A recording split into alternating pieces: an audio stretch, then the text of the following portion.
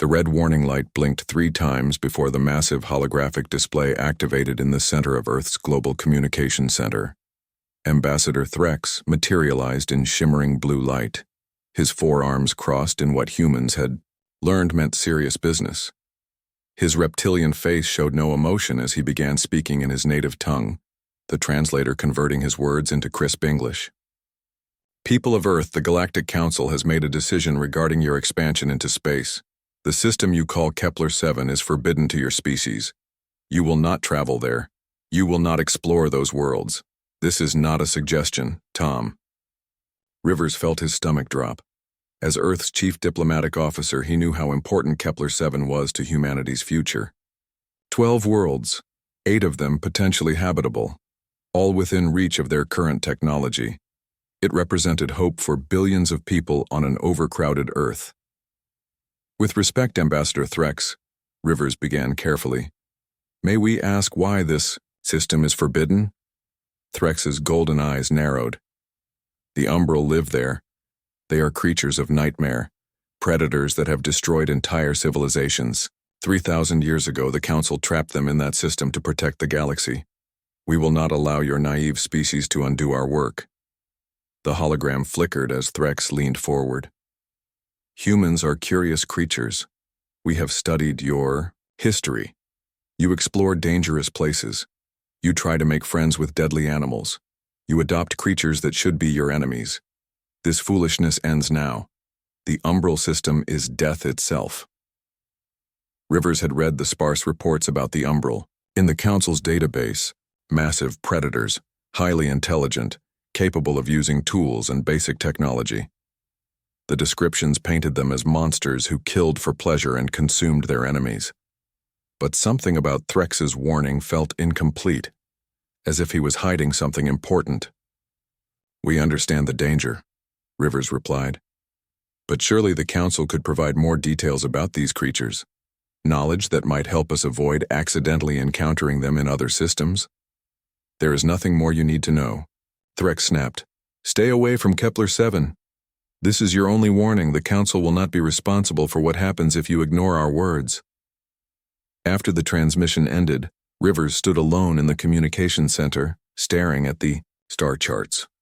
Dr. Amy Foster, Earth's leading xenobiologist, entered quietly and moved to stand beside him. Something doesn't add up, she said softly. If the Umbral are such dangerous predators, why contain them instead of eliminating them? The Council has that kind of power. Rivers nodded. And did you notice how nervous Threx seemed?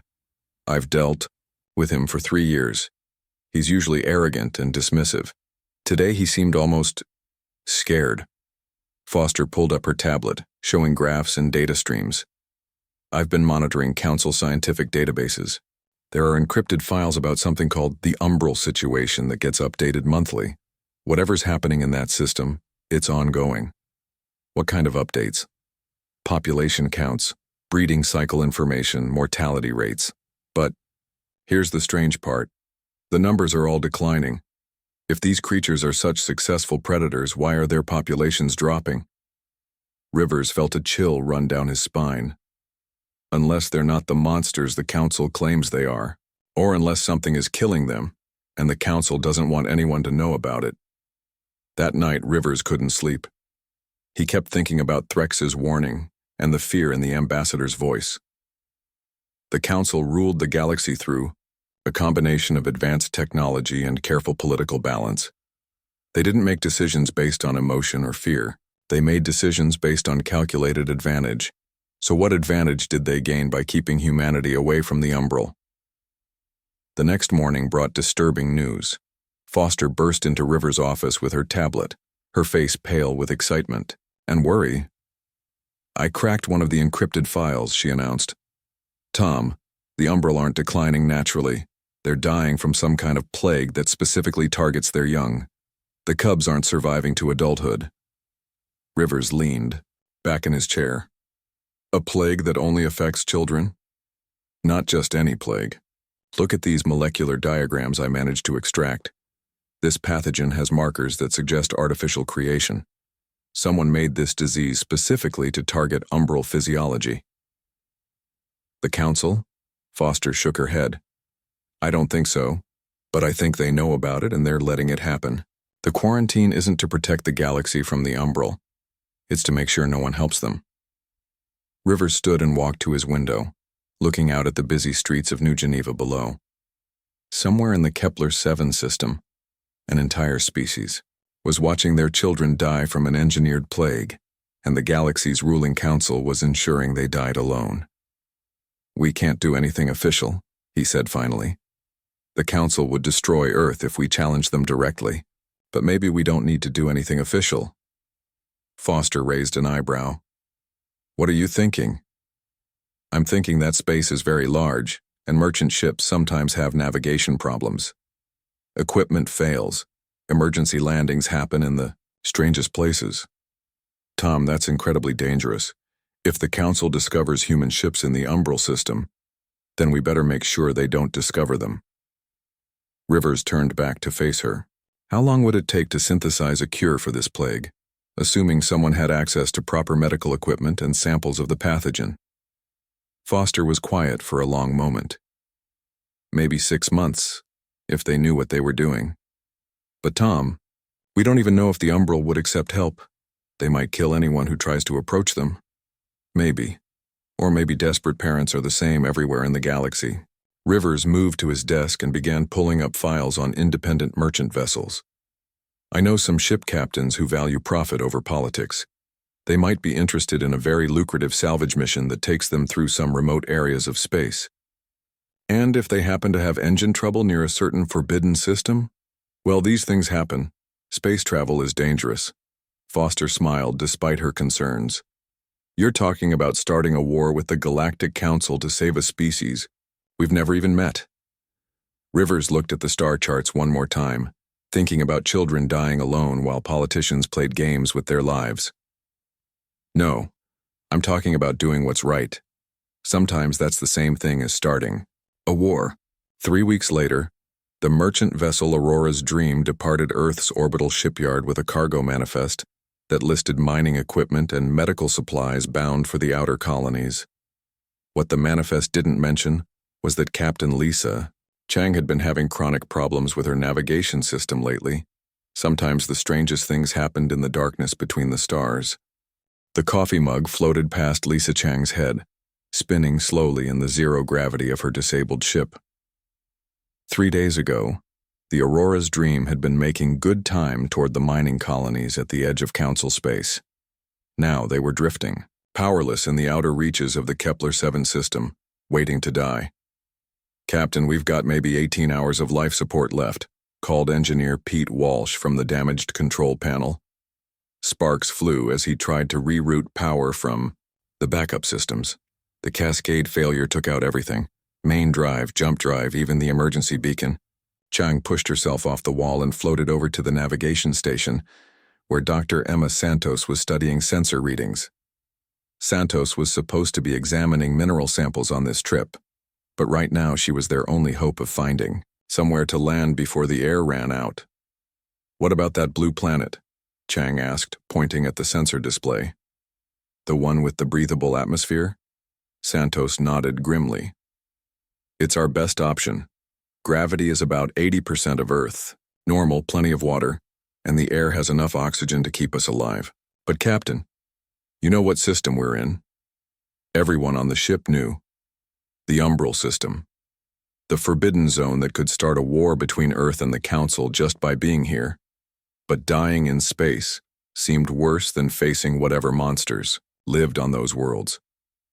How many of us are there again? Chang asked, though she already knew the answer. 17 crew and passengers, Walsh replied, including 5 colonist families that were heading to the outer worlds. Chang looked around, at her ship, at the people who trusted her to keep them alive. The Aurora's Dream wasn't a warship or an exploration vessel. It was just a simple cargo hauler with passengers who wanted a new life on the frontier. Now they were about to become the first humans to set foot on an Umbral world. Prep the shuttle, she ordered. We're going down. The landing was rough. Their disabled ship carved a deep furrow through an alien forest before coming to rest beside a lake that sparkled with strange colors. As the dust settled, Chang opened the shuttle doors and stepped out onto soil that no human had ever touched. The world was beautiful, in a way that took her breath away. Massive trees with silver bark stretched toward a purple sky, their leaves shimmering with soft light. Flowers that looked like jewels hummed with energy, and the air smelled clean and sweet. In the distance, she could see structures that seemed to grow from the landscape itself rather than being built on it. "It's incredible," whispered Maria Santos, Emma's 12-year-old daughter. She had been traveling with her mother to the colonies and was now staring in wonder at this alien paradise. But Chang noticed something else. The beauty of this place couldn't hide the feeling that they were being watched. Something moved in the shadows between the trees, something large and careful. "Stay close to the ship," Chang ordered. "Pete, can you get any of our systems working?" "Maybe the short-range communicator," Walsh replied, pulling components from the damaged cargo hold. "But it's going to take time, and we need parts I don't have." That's when they heard the sound.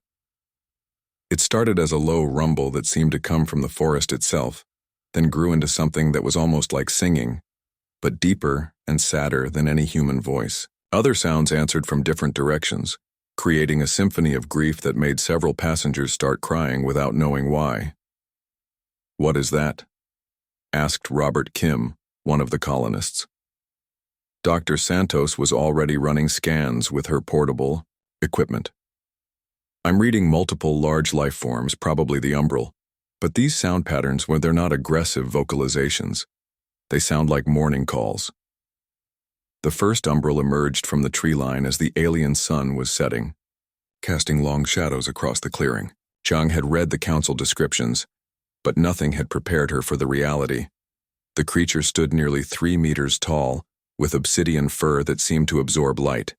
Its body was humanoid but clearly predatory, with powerful limbs and retractable claws. Golden eyes regarded the humans with an intelligence that was unmistakably sentient. But instead of the savage monster she had expected, this umbral moved with obvious caution and sadness. It carried something in its arms, holding it close to its chest like something precious and fragile. Chang took a step forward, ignoring the frightened gasps from her crew. The umbral stopped, watching her carefully. Then it knelt on the ground and gently placed what it had been carrying in the space between them. It was a smaller umbral, clearly a child. The cub was breathing in short, painful gasps, and its golden eyes were dim with fever. Chang didn't need to be a doctor to see that it was dying. The adult umbral made a series of soft sounds, then looked directly at Chang. The meaning was clear even across the barrier of species and language. This was a parent asking for help. Dr. Santos moved forward slowly, her medical scanner in hand. "May I?" she asked the adult umbral, gesturing toward the sick cub. The creature nodded, a gesture so human-like that several people gasped. Santos knelt beside the cub and began running her scans, her equipment beeping softly in the alien twilight. "It's some kind of viral infection," she announced after several minutes. "Something that's attacking the immune system. But this pathogen, I've never seen anything like it." More umbral emerged from the forest as the night deepened, each one carrying a sick or dying cub. They arranged themselves in a careful circle around the humans, never getting too close but making it clear they were waiting for something. Chang realized with growing amazement that these supposedly savage predators were bringing their children to the humans for help. Despite having never met their species before, despite all the warnings from the council, these parents had somehow decided that humans might be able to save their dying young. "How many cubs are there?" she asked Santos. "I count at least 30, maybe more coming. And Captain, they're all sick with the same thing. This isn't a natural disease. Someone made this plague specifically to target umbral children." Chang looked around at the circle of massive predators, each one cradling a sick child, each one looking at the humans with desperate hope. She thought about the council's warnings, about the quarantine, about the fear in Ambassador Threx's voice. "Can we help them?" she asked. Santos was already setting up her portable medical lab. "I can try. But Captain, If we start treating their children, we're not just breaking quarantine anymore. We're taking sides in something much bigger than ourselves. Chang watched as little Maria Santos approached one of the umbral cubs, offering it a toy she had brought from Earth. The adult umbral watched nervously, but didn't stop her as the human child gently placed the toy beside the sick cub. Then we take sides, Chang said quietly. Pete, forget about fixing the communicator. Help Dr. Santos set up whatever she needs to treat these cubs. We're not leaving until we figure out what's killing them. As the alien stars came out overhead, humans and umbral worked together in the soft glow of medical equipment, united by the simple desire to save children who were dying far from home. None of them knew they were about to change the galaxy forever. The plague that was killing the umbral young had been engineered with one flaw the creators never anticipated. It was vulnerable to human medical techniques, because the people who designed it had never imagined that humans would be foolish enough to try to help. The morning brought more umbral families, emerging from the forest like shadows made solid. Dr. Emma Santos had spent the entire night working over her portable medical equipment, trying to understand the plague that was killing their children. Her eyes were red with exhaustion, but she refused to rest while cubs continued to die. The largest umbral she had seen yet approached the human camp, moving with a grace that seemed impossible for something so massive. This one wore what looked like carved bone ornaments around its neck and wrists, suggesting it held some kind of authority among its people. In its arms lay a cub that couldn't have been more than a few weeks old, its breathing so shallow that Santos wasn't sure it was still alive. Keeper of deep waters, the adult umbral said in heavily accented English, gesturing to itself. Learn your words from old council recordings. Captain Chang nearly dropped her coffee cup. You speak our language, little words, few words. Keeper placed the tiny cub gently on Santos's makeshift examination table. You are called Santos, the healer? Santos nodded, already scanning the infant cub. This case was worse than any she had seen, the virus having progressed to the point where the cub's major organs were beginning to shut down. But there was something else, something her scans were showing that made her heart race with excitement and terror. Captain, she called softly. Look at this pathogen structure. See these protein markers?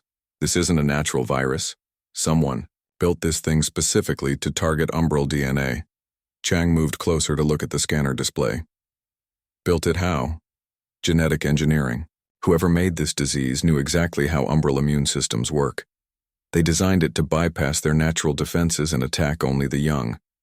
It's genocide by biological warfare. Keeper's golden eyes flashed with what might have been anger. The council tells us cubs die from weakness, natural selection. But you see truth? Santos felt sick to her stomach. The Galactic Council hadn't just abandoned the umbral to die. They were covering up someone's attempt to exterminate an entire species by murdering their children. I can treat this, she said, firmly. The virus has a weakness. Human antiviral medications can disrupt its replication cycle.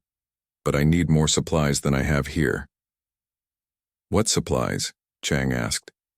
Santos began making a list on her tablet. Advanced protein synthesizers, genetic sequencing equipment, about 50 different pharmaceutical compounds that I can't make with basic chemistry. We need a real medical facility. The Aurora's Dream has a medical bay, offered Pete Walsh. Not much, but better than field equipment. It'll have to do. But Captain, we're talking about setting up a permanent treatment center here. This plague isn't going away on its own, and these cubs will keep getting sick until we can develop a permanent cure. Chang looked around at the growing camp of umbral families. More arrived every hour, each one bringing sick children and desperate hope. The clearing beside the lake was becoming a refugee center, with humans and umbral working side by side to care for the dying cubs. We can't stay here forever, Chang said. Eventually the council is going to notice that we never reached our destination. Then we need help, Santos replied. More doctors, more equipment, more people who are willing to risk everything to save these children.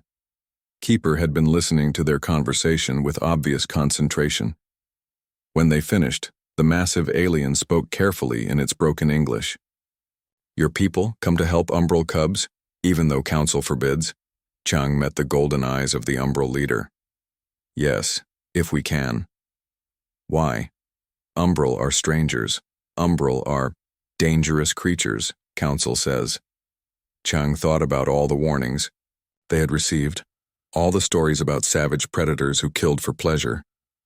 Then she looked at the gentle way Keeper held the dying cub, at the obvious love and grief in those alien eyes. Because parents are the same everywhere in the galaxy, she said simply. And children shouldn't die alone. That afternoon brought the first miracle. A young cub that Santos had treated during the night suddenly opened its eyes and looked around, with clear, fever-free alertness. Its mother, a smaller umbral with distinctive white markings on her fur, made a sound that could only be described as pure joy. Word of the recovery spread through the umbral camp like wildfire.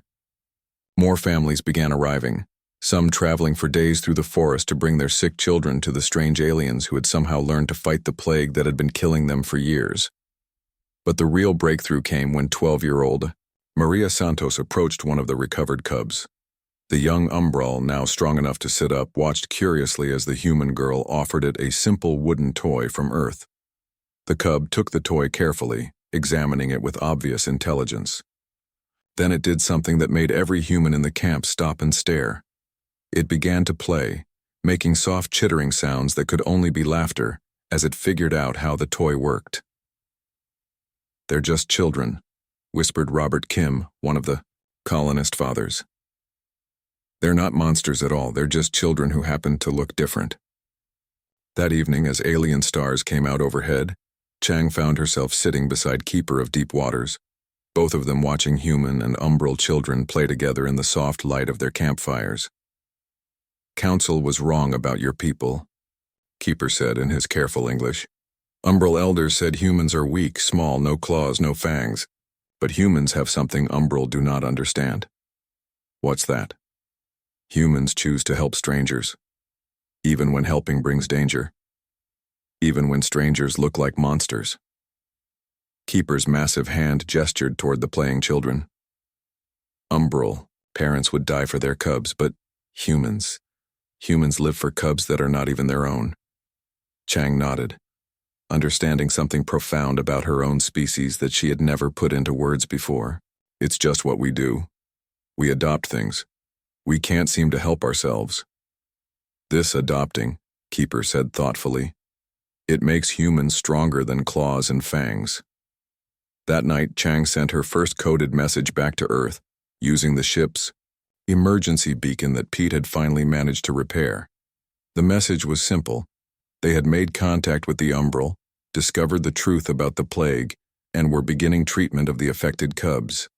What she didn't say was that they had also discovered something else.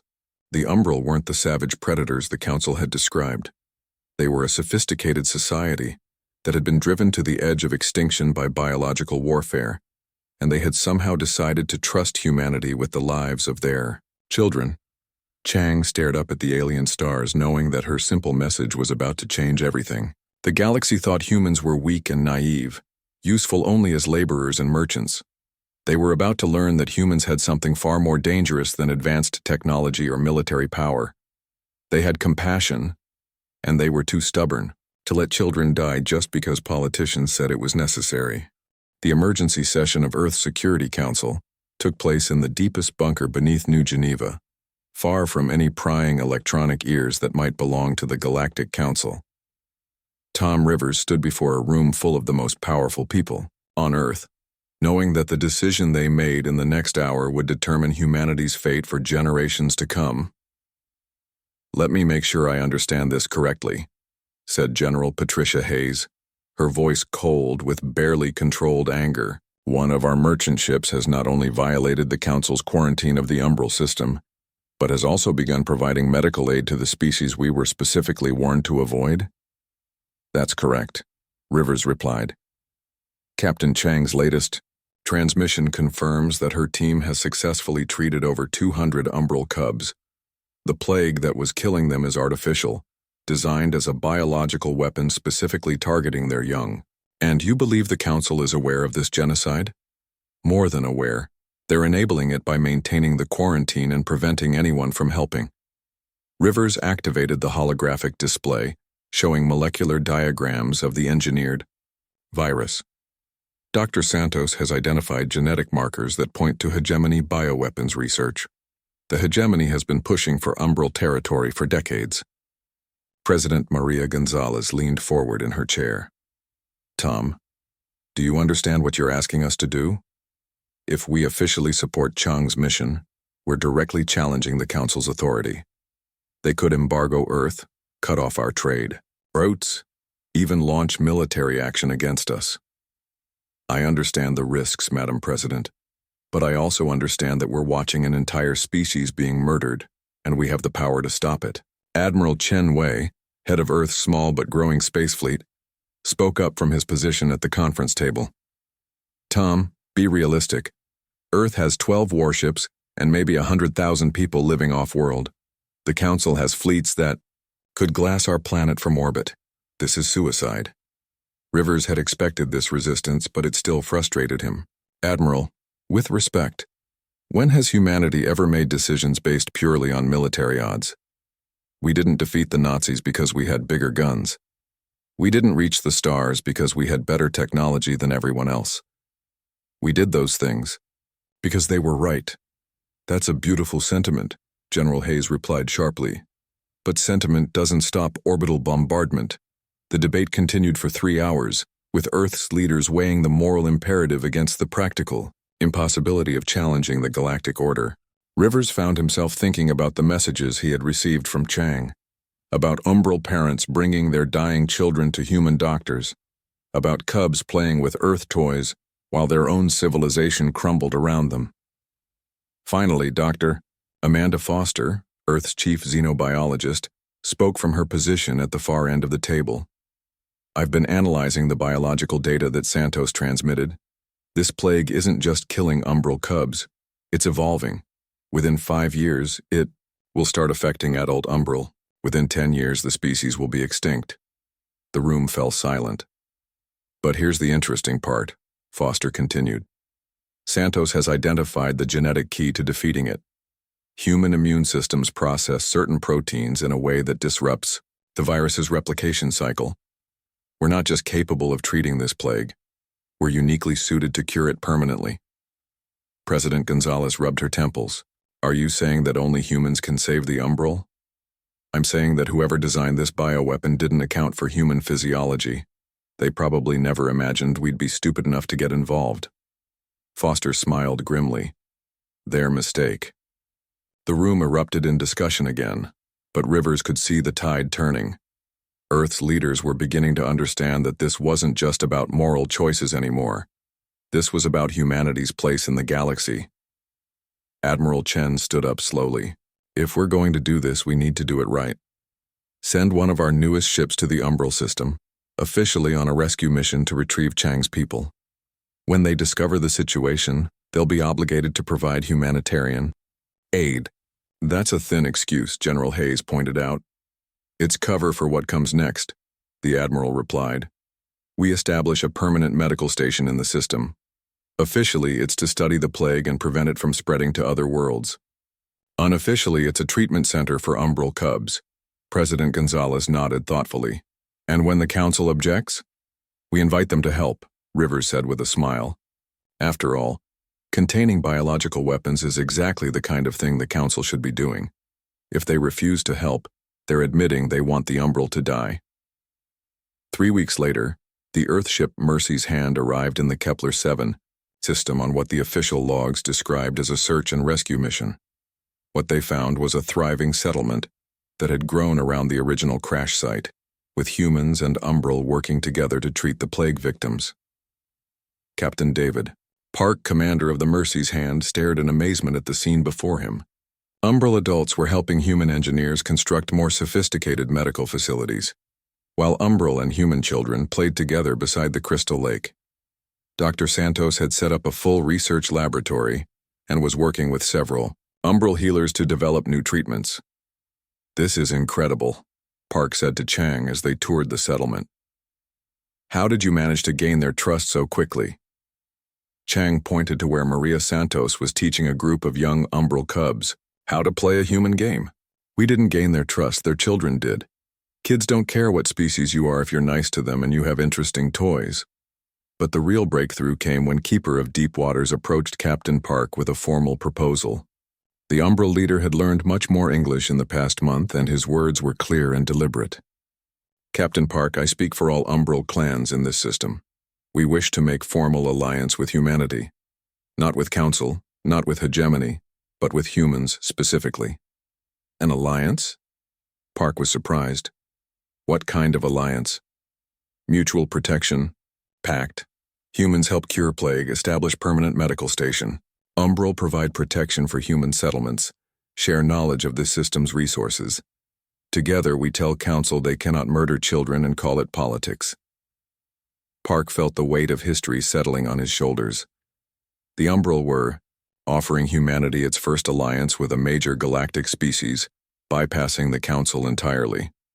It was exactly the kind of precedent that would either establish Earth as a real power in galactic politics or start the war that would destroy human civilization. I'll need to contact Earth for authorization, he said carefully. Keeper nodded gravely. We understand. But Captain, know this.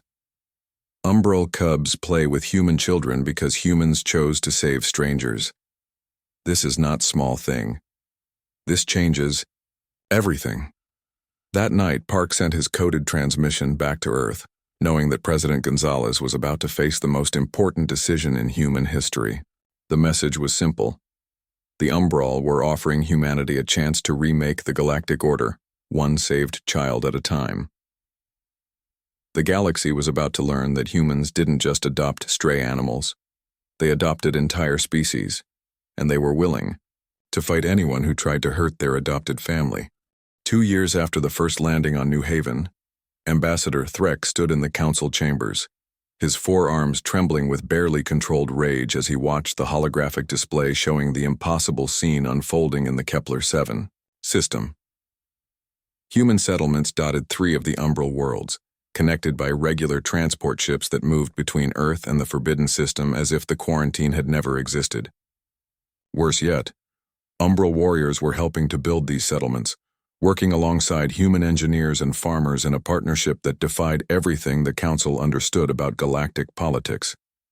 Explain to me, Threx hissed to his aide, how a species that barely achieved interstellar flight has managed to cure a plague that the Council's best scientists said was impossible to treat. The aide, a nervous hegemony researcher named Dr. Crix, shuffled his data tablets awkwardly. The humans approached the problem differently than we did. Instead of trying to strengthen Umbral immune systems, they used their own immune response as a template for developing treatments. Their physiology processes the viral proteins in a way that disrupts replication. And how many Umbral cubs have been saved by these treatments? Latest estimates suggest over 15,000, with more facilities being built every month. Ambassador, if this continues, the Umbral population will not only stabilize but will begin growing again within a decade. Threx closed his golden eyes and tried to control his breathing. The plan had been perfect. The hegemony would develop a bioweapon that would slowly eliminate the Umbral while making it look like a natural plague. The Council would maintain the quarantine to prevent interference, and within 50 years, the Umbral worlds would be empty and available for colonization. Instead, a single human merchant ship had stumbled across the truth and ruined everything. What about the Alliance? Threx asked. It's real. The Umbral have formally withdrawn from all Council treaties and established exclusive partnerships with Earth. They're providing humans with access to rare minerals and biological resources in exchange for medical support and technological assistance. And, militarily? Dr. Crix hesitated. Ambassador, the humans have been training Umbral warriors in the use of modern weapons and tactics. Combined Umbral human forces now control all access to the Kepler-7 system. Any attempt to force entry would result in significant casualties. Meanwhile, on New Haven, Tom Rivers walked through the bustling streets of humanity's newest city, marveling at how much had changed since that first desperate landing. Human children ran through the streets alongside young Umbral, their laughter echoing off buildings that combined Earth architecture with Umbral organic growing techniques. The medical center that had started as Dr. Santos's Portable Field Lab was now a massive complex where human doctors worked with umbral healers to treat not just the plague, but dozens of other conditions that had been affecting both species. The research being conducted here was revolutionizing medicine throughout human space. "Tom," called a familiar voice. He turned to see Captain Lisa Chang approaching, no longer wearing the simple coveralls of a merchant captain, but the formal uniform of Earth's diplomatic corps. Her promotion to ambassador had been well-deserved. "How are the new arrivals settling in?" Rivers asked. "Better than expected. The latest group of colonists includes families from 12 different Earth nations, and they're all adapting well to working with the umbral. The language barriers are getting easier too, especially for the children." They walked together toward the lake where it all began, now surrounded by the monuments that marked humanity's first contact with their new allies. Near the water's edge, they could see Keeper of Deep Waters teaching a group of human and umbral teenagers about local wildlife. The old umbral leader had become something of a legend, the bridge between two species who had learned to see past their differences. His English was now nearly perfect, and his understanding of human nature had made him invaluable in negotiating the alliance that was reshaping the galaxy. "The Council is getting desperate," Chang reported. "Our intelligence sources say they're considering direct military action to break up the alliance." "Let them try," Rivers replied grimly. "They'll discover that attacking a medical facility, treating children, is exactly the kind of atrocity that brings other species into the conflict." Indeed, the Council was facing pressure from unexpected sources. The Arcturus Republic had quietly begun sending medical supplies to New Haven, officially for research purposes. The Free Traders Union had established regular shipping routes to the umbral system, claiming they were simply following profitable opportunities.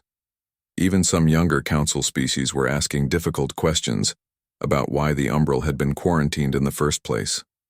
The truth was spreading, and with it came a realization that would reshape galactic politics forever. The Council's authority was based on the assumption that order and stability were worth any price, including genocide. But humanity had proven that there was another way. "There's something else," Chang said, her voice taking on a tone of excitement. "Dr. Santos thinks she's close to a permanent vaccine for the plague.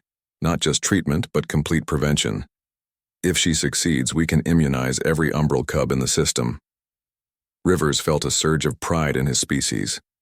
2 years ago, humans had been barely tolerated members of galactic civilization, useful for manual labor and little else. Now they were leading a medical revolution that was saving an entire species from extinction. As they reached the monument, marking the landing site of the Aurora's Dream, they found Maria Santos, now 14 and fluent in the umbral language, playing with a group of cubs who had been born since the plague treatments began. These young umbral would grow up in a world where humans and their people worked together, where the old fears and prejudices were just stories their parents told.